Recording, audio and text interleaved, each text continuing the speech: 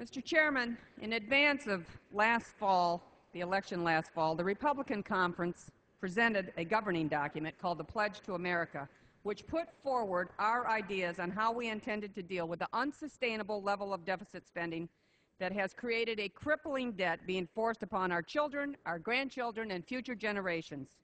The American people agreed with us and entrusted the Republican Party with a new majority here in the House in order to carry out what we had put forward.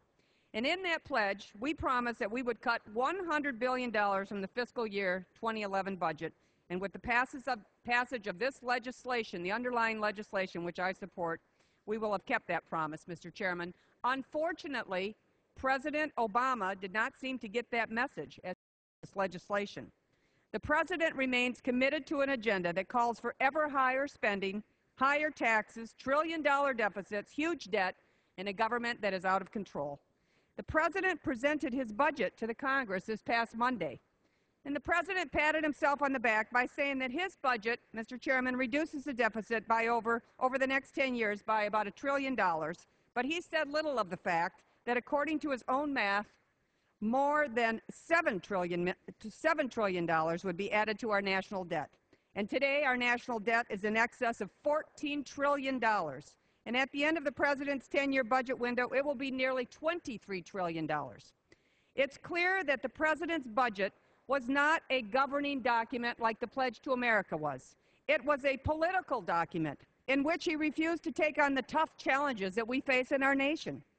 In the Illinois State Senate, President Obama, then State Senator Obama, voted present. He voted present 130 times, refusing to take a position on the various issues facing his state. And in his irresponsible budget on Monday, President Obama once again voted present. Mr. Chairman, President Obama needs to know that with the many challenges facing our nation, that now is not the time to vote present. Now is the time to provide leadership. You don't have to believe me that the President's budget doesn't provide the serious leadership that our nation needs now. Just read the Washington Post, one of the President's strongest supporters in the media, which said this about the Obama budget.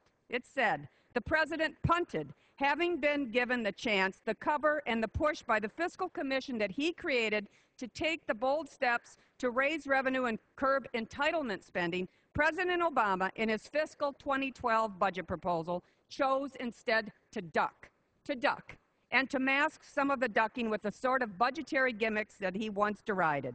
Well, Mr. Chairman, punting in football is the equivalent of voting present in politics. And by once again voting present, the President refused the mantle of leadership at a time of fiscal crises in our nation. Mr. Chairman, we in the Republican Party will take that mantle and continue to put forward an agenda for America that gets our fiscal house in order and empowers the private sector to create new jobs. We listen to the American people, and they can see today our seriousness in dealing with the out-of-control spending problem we have. In our budget, we will show once again that we are serious about reducing these unsustainable deficits. And we understand, Mr. Chairman, that out-of-control government spending, borrowing, and debt limits the opportunities. It limits the opportunities available to our children and to our grandchildren to help them achieve the American dream. We will continue to tackle these tough issues head-on. And if President Obama believes that his political supporters simply will attack all of our efforts to return this nation to fiscal sanity, if he believes that by voting present, by taking a pass on the tough decisions, that somehow he'll gain political advantage, Mr. Chairman, I believe that the President has seriously underestimated the political will of the American people and seriously misread the message from the last election. The American people, Mr. Chairman, understand that the status quo is not sustainable. They understand that we cannot build our economy on top of a mountain of debt. And the American people understand that it is simply unacceptable for the leader of our nation at this time in our history to be voting present. And this week, the members of the House are making the difficult choices on this continuing resolution which we have been debating this week. And the Republican majority will be presenting our budget in the near future, and we will not be voting present. I yield back.